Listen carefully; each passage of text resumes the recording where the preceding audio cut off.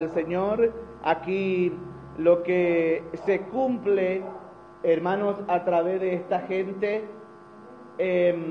son las profecías y las revelaciones que Dios hizo que su pueblo alcanzara en tiempos antiguos.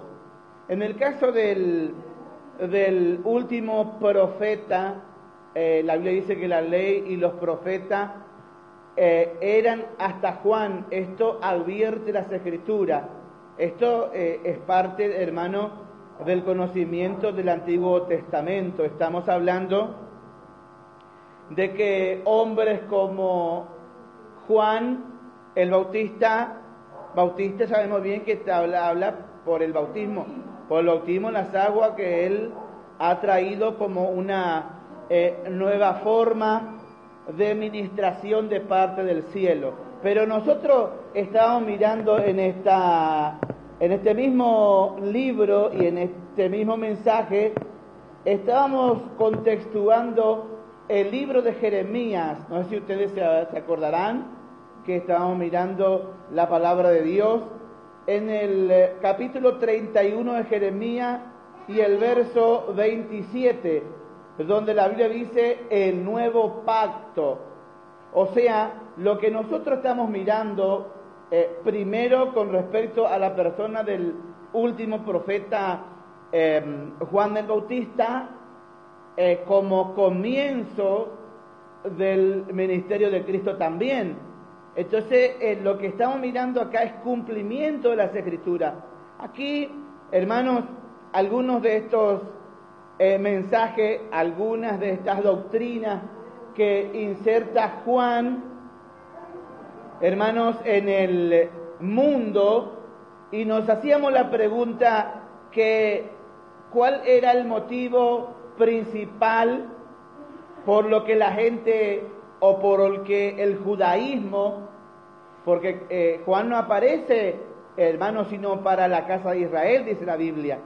Aunque la palabra nos muestra de que no solamente Israel lo escuchó o asistió a su prédica al tiempo de su ministerio, sino que dice la Biblia que bajaron. Cuando hablamos del descenso, estamos hablando de lugares que rodeaba al desierto de Judea, pero que estaban en una situación en cuanto al nivel del mar más alto. Entonces bajaron a donde estaba Juan, el caso del país de Siria, por ejemplo, que está junto a Israel. La palabra da a entender que mucha gente de esa región también bajaron a escuchar el mensaje de Juan, que por cierto sus prédicas terminaba, o sea, sus reuniones, sus prédicas, su enseñanza terminaba ¿en qué, hermano? En el bautismo. O sea, Juan daba su mensaje y al terminar se ofrecía el bautismo, o sea, se daba paso al bautismo. Acá también estamos marcando nosotros la inteligencia, la capacidad que tiene el hombre de Dios para diferenciar o razonar o entender el momento de dar la palabra. Nos damos cuenta de que Juan sabe tratar, sabe a quién enviar los mensajes. Y esto es muy importante, hermano. Según la palabra, Juan comienza a servir en la obra de Dios aproximadamente a los 30 años como Cristo. Porque la palabra demuestra que este hombre no era grande, pero tampoco no era un adolescente. Estamos hablando de alguien que estaba en plena juventud para nosotros hoy, el siglo XXI. También tenemos que saber que Juan dio todo de sí por la obra de Dios. Tenemos que saber esto, hermano. Que Juan no tuvo la oportunidad de casarse, de tener una familia, porque Dios lo envía al mundo con este propósito, de hacer esta obra, de preparar el camino del Señor, en este caso de Cristo, del enviado que estaba pronto a aparecer en el mundo. Ahora, con esta cuestión que ha surgido desde los días de Juan, hay muchísimos ejemplos. Tenemos en la palabra, tenemos algunos como Pablo, que a partir de conocer a Cristo dedica el resto de su vida solamente para la obra. Pero él mismo también aconseja a que los jóvenes o las que son solteras también que se casen, dice el mismo apóstol Pablo, pero él no experimenta después de haber conocido a Cristo. Desconocemos la vida anterior.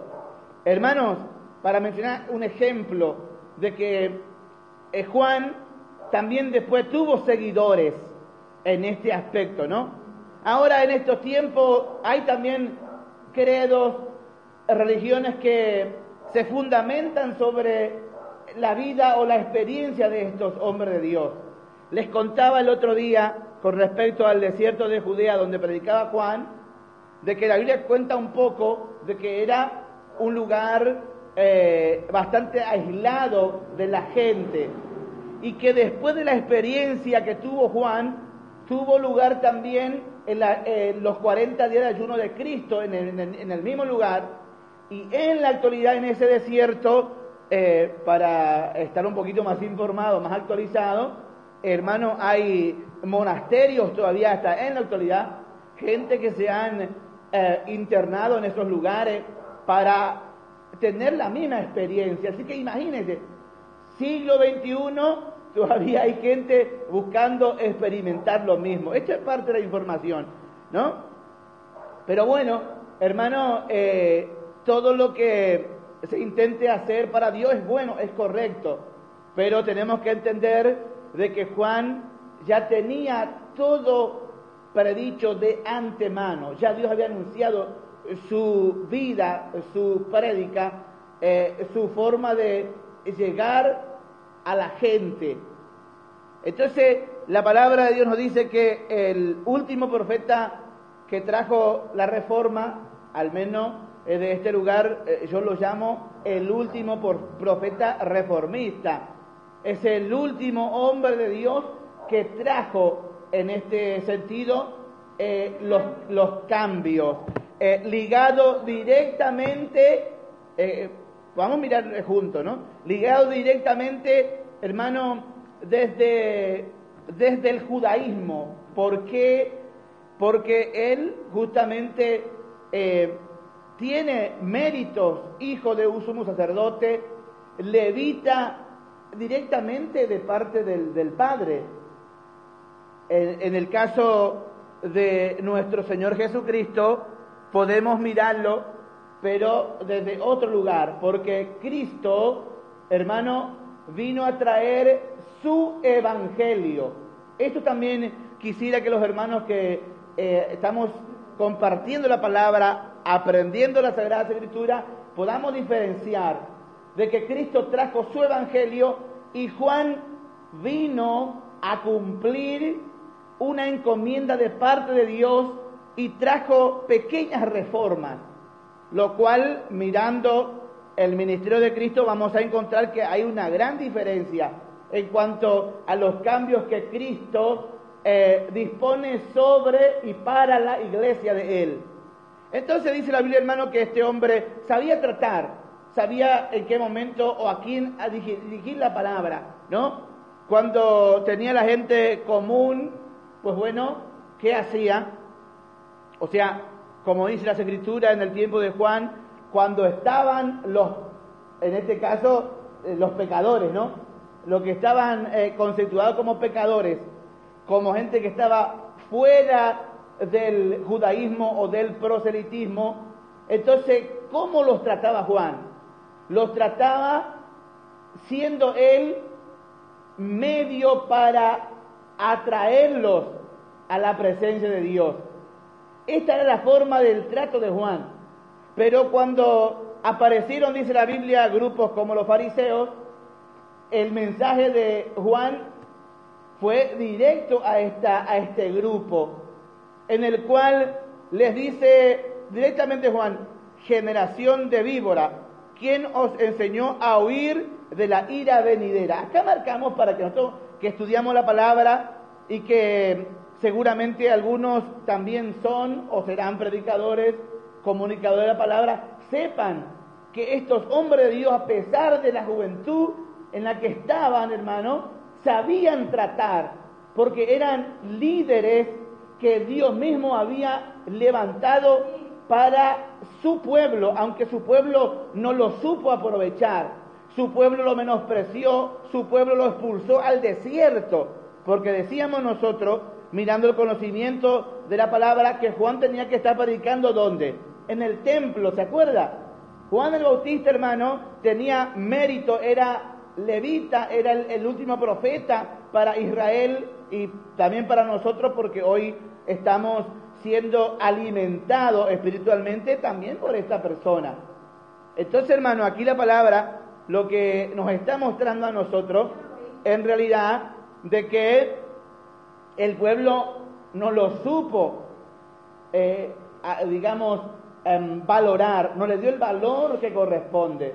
La palabra, aunque la Biblia estaba pronosticado, anunciado, profetizado, de que iba a ser alguien que predicara en el desierto, la palabra menciona, pero esto no significa de que no debería estar en el templo predicando, porque la palabra también da algunos motivos para poder presumir que el hombre de Dios tenía que estar en el templo predicando, porque observamos a su padre Zacarías ministrando en el lugar santísimo, ¿no?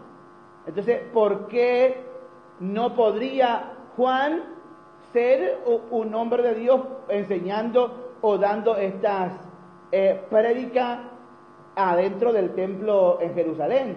Pero sin embargo también fue menospreciado y fue excluido de entre los líderes, los grandes hombres de Dios, entre comillas, que en esos tiempos existía, como Anás, como Caifás, ¿no? Que en realidad no eran más que líderes para, proponer una manipulación desde la fe, desde la religión. Pero la palabra aquí, hermano, nos muestra para la gloria de Dios y para nuestro beneficio espiritual, la palabra nos muestra a nosotros que cómo es el trato, y esto al menos para mí es muy importante, que la palabra nos muestra cómo es el trato con la gente. Porque los que venían a escuchar los mensajes de Juan el Bautista, la mayoría de ellos eran conocedores. ¿Cómo sabemos esto? Primero porque por las ciudades que menciona la Biblia, Judea, estamos hablando de cientos de miles de personas que seguían la ley de Moisés, o sea, conocían las Escrituras. Hombres comunes como Pedro, como Juan, como Santiago, conocían la palabra y no eran estudiantes de la palabra o que crecieron, hermano, bajo la cobertura de un maestro de la palabra. Quiere decir que la gente que asistía a las enseñanzas, a las prédicas de Juan, eran conocedores. Por eso la palabra advierte que cuando es Dios que está ministrando, Él es el que otorga la oportunidad para la gente. Y nosotros nos convertimos simplemente ¿en qué? En el vocero de Dios, en el instrumento de Dios. Entonces, ahí también es para detectar, para que los futuros predicadores detecten de que el trato con las almas lo propone Dios, no el predicador. Cuando digo proponer, nos propone a nosotros como comunicadores, nos está diciendo cómo hablar la palabra, cómo llegar el mensaje de Dios, cómo tratar también con el individuo, con el semejante, con el hermano que ha caído, porque en este caso lo que la palabra demuestra es que la gente que estaba viniendo a escucharlo a Juan junto en el desierto eran gente que estaban en su mayoría descarriados, y muchos de ellos estaban también, escuchen bien hermanos, estaban también con la fe puesta en estos hombres de Dios, como una esperanza para el pueblo de Israel. Y en otro caso también subían gente que ya estaban realmente decepcionados algunos, porque había pasado muchísimo tiempo, donde también conocemos en una escritura, el tiempo donde hubo silencio de parte del cielo, donde no apareció, donde no hubo más milagros, no hubo más profeta, pero Juan aparece como alguien novedoso, porque Dios lo estaba enviando a llevar su palabra. Se cree aproximadamente, ante la aparición de Juan, que hubo un silencio. Esto no dice la palabra, esto no dice la Biblia, pero a través de la historia nosotros vamos entendiendo en qué momento hubo despertares, momentos históricos en cuanto al obrar de Dios sobre Israel. Se cree que hubo un silencio aproximadamente de 400 años, hasta la aparición de aquella visión de Dios al padre de Juan, o sea, al sumo sacerdote Zacarías. Entonces, hermanos, Juan también, les pido siempre a los hermanos para que atendamos, para que luego no equivoquemos cuando estemos predicando. Por eso leemos las Escrituras. Por eso uno ha dedicado tantos años leyendo. Uno ha pasado días, noches de oración, de clamor, de analizar la palabra, de comparar los tiempos.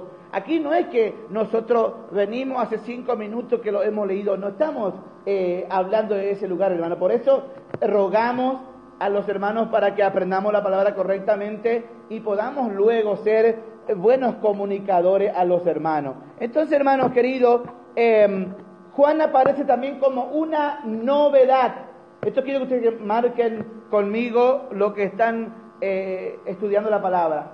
Hermanos, Juan también era una novedad. Juan trajo un avivamiento espiritual. Trajo sobre Israel. Esto también el judaísmo especialmente no lo reconoce, no lo recibe, lo expulsa. ¿Por qué decimos esto?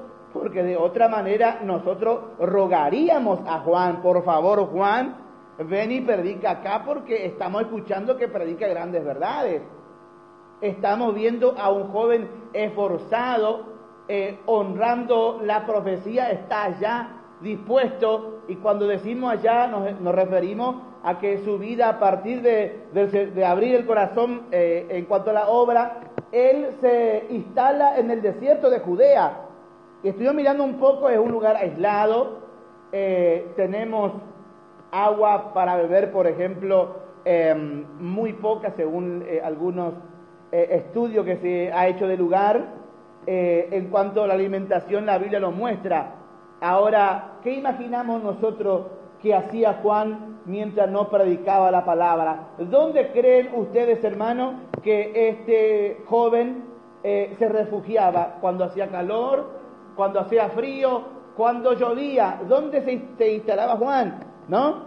Todas estas cosas para mirar es parte del servicio. En algunos casos, algunos hemos experimentado momentos muy difíciles en cuanto a esta vida, digamos, en lo personal, en lo económico, y creemos que acá también tuvo que ver el judaísmo para tenerlo al siervo de Dios allá en el desierto, y no adentro del templo rogándole: Juan, ven, predica la verdad en este altar donde tiene que estar predicando la palabra.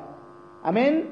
Pero también entendemos de que Dios lleva a su instrumento al desierto para demostrar de que en el templo de Jerusalén ya no estaba su gloria estaba partiéndose, manifestándose con Juan en el desierto. Y la Biblia dice que multitudes venían a escuchar de Juan, a recibir de este hombre. Entonces, hermanos, nos estamos mirando, aparte de eso, él mismo está dando una profecía.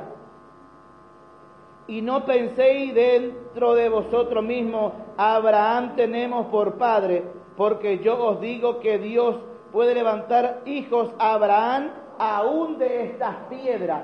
Cuando la palabra está hablando de estas piedras, está hablando de las rocas Hermano, atendamos por favor allí para que luego podamos comunicar la palabra correctamente. Cuando está hablando de las piedras, está hablando justamente de las rocas que la gente al concurrir a las predicas podía ver. Era un desierto donde se podía distinguir no solo llanura, sino que también tiene parte rocosa. Posiblemente Juan estaría junto a una roca para darle esta palabra a los hijos de Israel. Acá no está hablando de otro tipo de mensaje, sino está hablando que el pueblo no podía, el pueblo de Israel ya no se podía sostener solamente porque eran hijos o descendientes de Abraham. Ya no le alcanzaba este fundamento, esta idea. Nosotros, hermanos, estamos bien a pesar de todos nuestros pecados porque somos hijos de Abraham. Esto mismo mensaje es la que Cristo también, nuestro Señor, habló, lo mismo que comunica diciéndole a los fariseos, a los escribas, la misma palabra, el mismo mensaje. Ahora, hay una profecía aquí que yo quiero mirar con ustedes, que también está hablando sobre Israel, hermano. Acá está hablando Juan sobre la nación. Acá Juan no está hablando de gente. Antiguamente la palabra también toma como árbol plantado por Jehová aquellos que creen, que confían y esperan en Él. Entonces también Él utiliza este mensaje, diciendo, y acá yo les ruego a todos ustedes que podamos mirar, dice la Escritura, y ya también el hacha está puesta a la raíz de los árboles. Por tanto, dice, todo árbol que no da buen fruto es cortado y echado en el fuego. ¿Sabe que esta profecía, Juan está hablando sobre la nación de Israel, hermanos? Está anunciando la última oportunidad. Por eso estamos hablando del último profeta que apareció. Él fue el último que trajo esta oportunidad para la nación. Fue el hombre que trajo la voz de Dios. Por eso la Biblia dice que Él vino a reunir a los hijos de Israel preparando el camino del Señor. Entonces, para la gente que tenemos este conocimiento, la práctica de la utilización de lo que la palabra está mostrando, el hacha, para la gente quizás en estos tiempos no la conozcan, es una herramienta muy antigua que se utiliza para voltear los árboles frondosos, los que era difícil de voltearlo o derribarlo solamente con un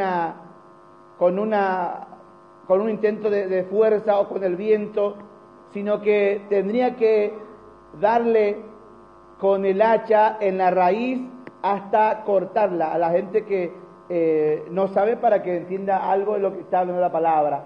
Entonces, cuando dice el hacha está puesta, está hablando de qué entonces, hermano? De que Dios había comenzado ya a cortar de raíz. Y cuando se corta de raíz, ¿qué ocurre con la parte, digamos, superior, ¿no?, del tallo para arriba? ¿Qué sucede? Si se va y se corta, ¿qué ocurre? Se cae y se seca ese árbol. Queda el tallo, la raíz queda, hermano. La raíz queda. Por eso es bueno mirar estos mensajes que Juan está hablando, ¿no? Está mostrando que el árbol, la parte útil, atendamos por favor, la parte útil, hermano, es la parte de arriba, que justamente es de donde el hacha comienza a cortar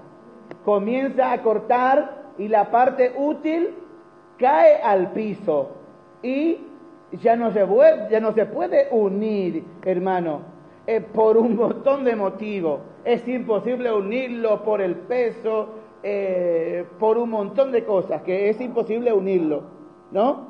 Esto también está hablando del último mensaje que Dios estaba dando, la última oportunidad de Israel, lo cual rechazan. Y por este mismo motivo, Cristo habla también un mensaje ligado a esta revelación de Juan, porque nadie anunció esto, lo que Juan estaba anunciando, que el hacha Dios la iba a utilizar. Pero acá también nosotros podemos contextuar cuando Dios le da la visión a Nabucodonosor. ¿Cuántos se acuerdan de esa visión? Donde también es utilizada esta herramienta.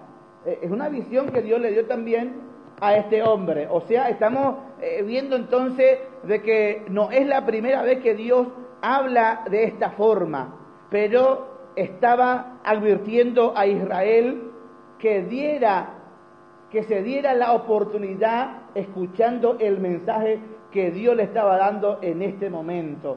Cristo lo mismo habló, hermanos, cuando lloró sobre Jerusalén, y ahí se confirma la palabra de que realmente el árbol fue derribado, pero hay promesas de Dios con respecto a la raíz que ha quedado. Amén. La raíz que ha quedado de Israel, dice la palabra que de esa raíz Dios nuevamente hará o le proveerá a la nación de Israel una oportunidad más. Pero este periodo, hermano, donde el árbol ha sido derribado porque rechazaron, esto también simboliza la herramienta que Dios estaba utilizando para bendecir al mundo. El término árbol en la Biblia representa un montón de mensajes, no solamente árbol de Jehová, sino que también dice la Biblia, árbol que pueda dar refugio, árbol que pueda albergar, también dice la palabra. O sea, hay un montón de mensajes que Dios da con respecto a cuando habla de los árboles. Pero en este caso está hablando de Israel. Entonces, mencionábamos que el tallo que ha quedado, la raíz que ha quedado de Israel, tendrá un nuevo brote, dice la palabra, lo cual Dios va a provocar una oportunidad.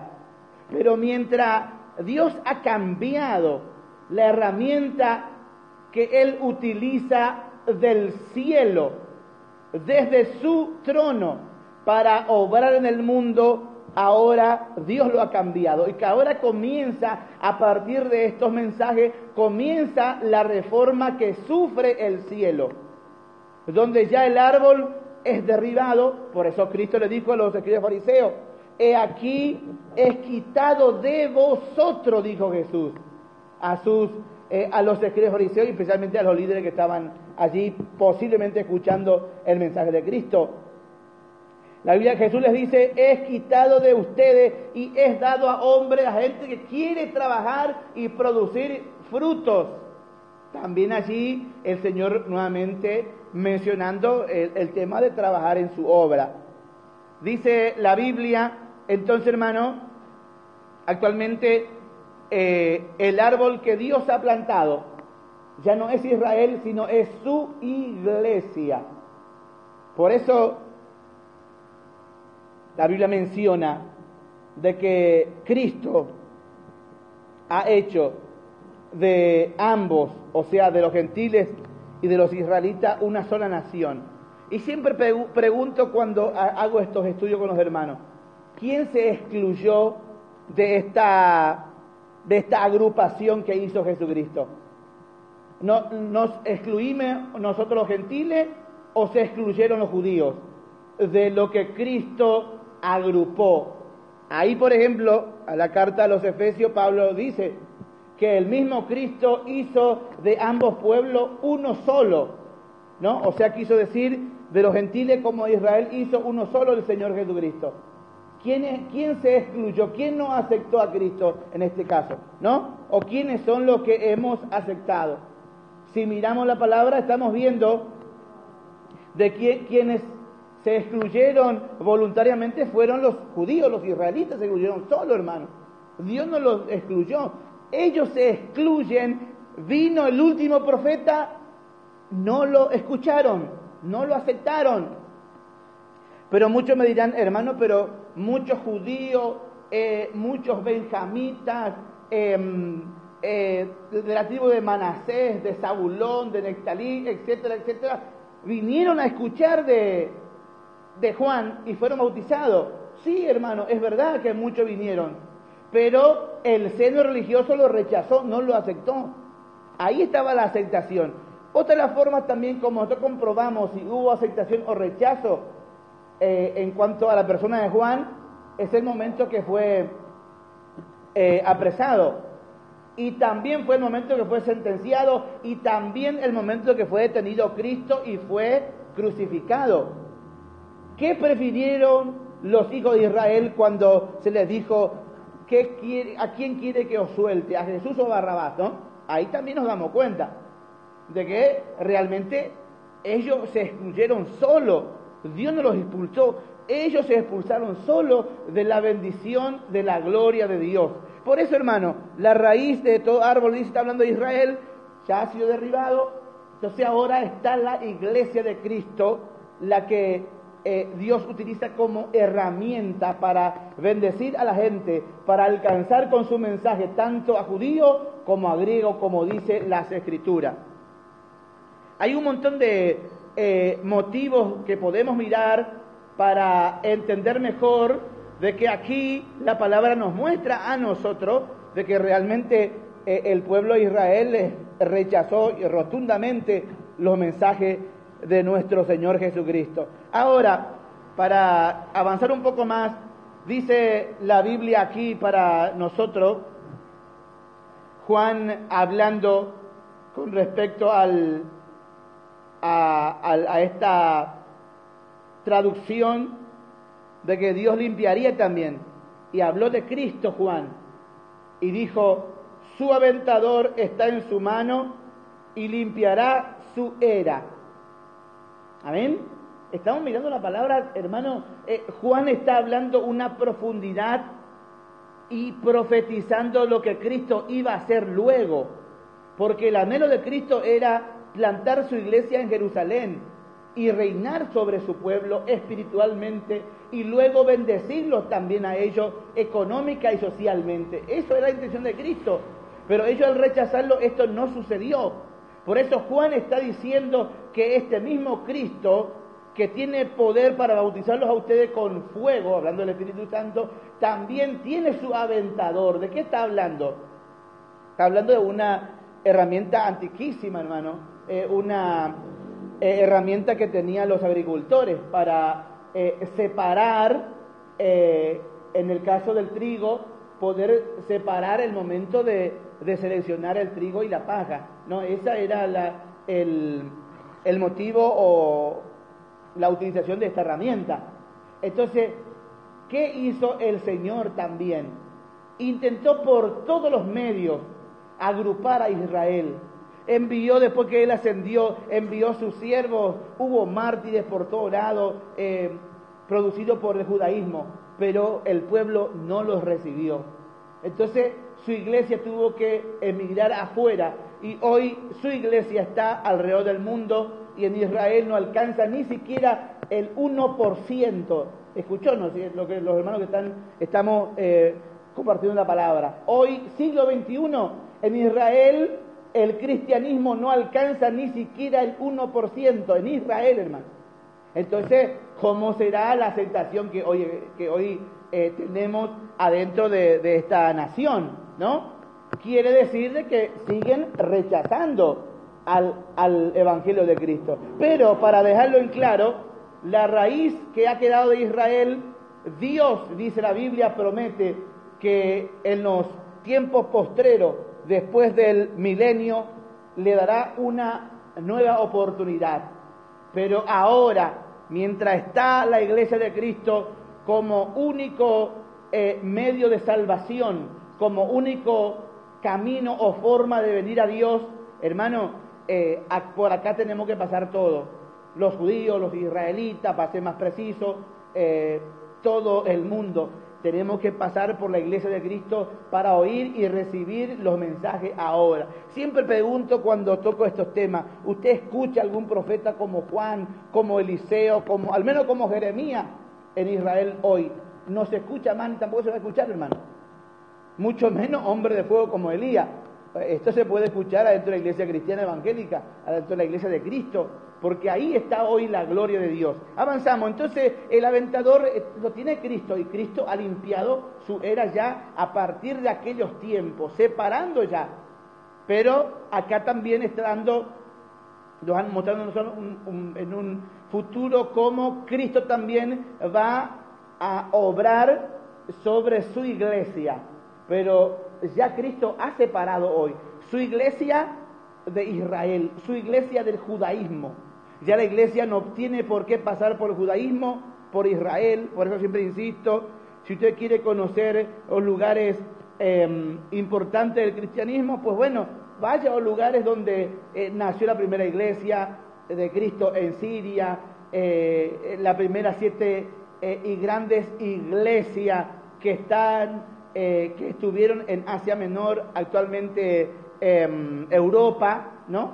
Orillando el mar Egeo, nos ubicamos allí, donde podemos ver, hasta hay ruinas, vestigios de que allí estuvo la iglesia, ¿no? Hay lugares muy importantes en los países como Turquía, por ejemplo, donde la iglesia dejó, hermano, evidencia de que pasó por ahí templos subterráneos, en el tiempo de persecución, por ejemplo, donde la iglesia estuvo presente. Esos lugares me parece que son más recomendables para conocer más cómo ha sido la iglesia. Entonces, hermanos, vamos a redondear acá en el bautismo de Jesús. Cuando Juan seguía con su prédica y su ministración, terminaba con el bautismo en las aguas. Dice la palabra que descendía la gente al Jordán con él. El Jordán también está próximo al desierto mencionado. Entonces, ahí predicaba Juan, y la gente que quería bautizarse, obviamente él presentaba la palabra, el volverse a Dios, el mensaje de arrepentimiento, el mensaje de reconocimiento, de humillación ante Dios. De esto se trataba los mensajes de Juan. Hermanos, hay una parte donde no quisiera dejar pasar por alto cuando Juan le da el mensaje a uno de los Herodes que estaba, dice la Biblia, en pareja con la ex mujer de su hermano. Quiero mirar esa parte con ustedes. ¿Por qué es tan importante? Porque ahí también nos muestra a nosotros el trato que tenemos que tener con la gente. Eso también se llama educación, en este caso teológica, donde me ubico o sé cómo llegar o a quiénes dirigir los mensajes. Hermanos, dice que Juan, cuando estaba ya detenido, ocurre lo siguiente. Este hombre, este profeta, a pesar de que estaba encarcelado, no callaba las grandes verdades, pero sabía a quién y cuándo hablar la palabra, lo cual dice la Biblia de que él reprendía a este Herodes. Llegaba la reprensión por esta situación inmoral en la que él se encontraba. Pero ¿quién era este Herodes que estamos mencionando? Era uno de los hijos que tuvo Herodes el Grande, que en ese momento era gobernador de Judea, justamente, hermano. Entonces, esta gente también eran conocedores de la palabra. La Biblia y la historia no certifica que Herodes tuvo familia en Israel, no dice la historia tampoco, pero tampoco descartamos que hayan escuchado la palabra en muchas oportunidades o que no hayan concurrido a los templos o a las sinagogas para oír la palabra. Entonces, acá también está la clasificación de los mensajes de Juan, a quién dirigirse o dirigirnos en el momento de dar la palabra. No sé si a usted le ha pasado, pero he experimentado muchas veces de gente que envía los mensajes de arrepentimiento o de llamamiento a los pecadores para todo hablando de la misma forma, e inclusive en algunos casos avergonzando a la persona, humillándolo por el pecado como viven, o porque hay conocimiento de la vida de la gente, o se dirigen directamente a los grupos, ¿no? Sin tener en cuenta que el trato también tiene que ser correcto. ¿Para qué esta forma de ministración? Porque acá también Dios se glorifica, hermano. Cuando nosotros utilizamos de lo que pensamos que será mejor o que como me enseñaron, es ahí también cuando muchas veces erramos y en lugar de entrar con el mensaje de Dios, dañamos la emoción, dañamos a la persona. Se convierte en un maltrato. Por esto es que en este tiempo la palabra nos muestra a nosotros, y este mismo Juan está mostrándonos el camino, diciéndonos que Cristo tenía el Espíritu Santo para bautizarlo, para poder concretar estas visiones de ser instrumento en la mano de Dios, como Juan, instrumentos del Espíritu Santo, gente que estaba lleno del poder de Dios y del conocimiento de la palabra. Concluimos que Cristo desciende al Jordán donde estaba Juan a bautizarse, ¿no? Esto es fundamental, porque Juan le preguntaba: ¿por qué tú vienes a mí? Dice a otras de las informaciones de los evangelios, y Cristo le dice: es necesario y deja que se cumpla la palabra.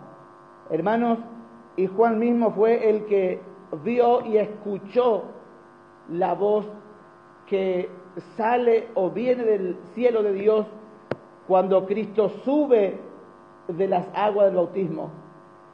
Ahora nos preguntamos, ¿cómo era el bautismo de Juan y por qué Cristo se bautizó con ese bautismo y hoy está en la presencia de Dios? ¿Amén? ¿Por qué motivo? Porque ahí justamente es cuando debemos de entender nosotros de que la salvación pasa especialmente por la fe que escuchamos y aprendemos acerca de Dios. Hermanos, en este día el Señor pueda bendecir nuestras vidas en esta oportunidad. Dios pueda añadir bendición sobre nosotros